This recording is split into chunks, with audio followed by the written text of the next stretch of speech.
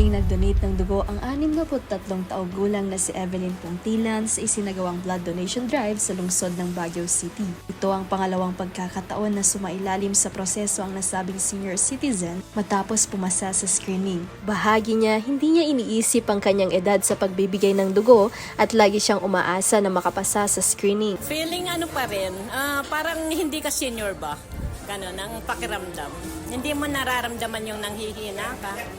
Parang lalo ka pa lumalakas pag nagdo-donate ka ba. Parang gusto ko pang mag-donate pa ulit para marami pang taong matulungan hanggat maaari. Hanggat kaya ko pa. Matatanda ang naglabas ng abiso ang Baguio General Hospital and Medical Center o BGHMC noong January 29 hinggil sa nararanasang kritikal na shortage sa kanilang blood bank. Dahil dito, nagsagawa ang Iglesia ni Cristo ng blood donation drive sa Benitez Hall Teachers Camp, Baguio City, katuwang ang dalawang hospital mula sa BGHMC at St. Louis University Sacred Heart Medical Center upang makakolekta ng sapat na supply na gagamitin para sa mga emergency cases. Mahalaga po ang partnership na ganito dahilan sa ang blood donation ay voluntaryo.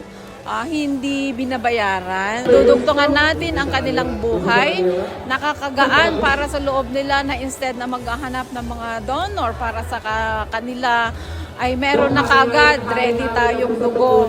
Marami tayong stock na dugo sa blood bank na pwedeng gamitin ng mga ngailangan o pumupunta sa hospital natin. Sa kabuuan, mahigit 700 ang nakipagkaisa at mahigit 270 na blood bags ang nalikom sa aktibidad. Para kay Evelyn, ang kanyang pagpasa sa screening at ang kanyang simpleng kontribusyon ay isang mahalagang paraan upang maging katuwang sa pagliligtas ng buhay.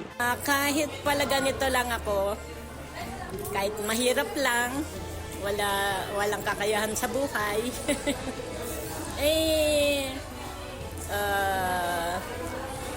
kahit pa paano, nagagamit akong kasangkapan ng tao sa nangangailangan, lalo na sa dugo.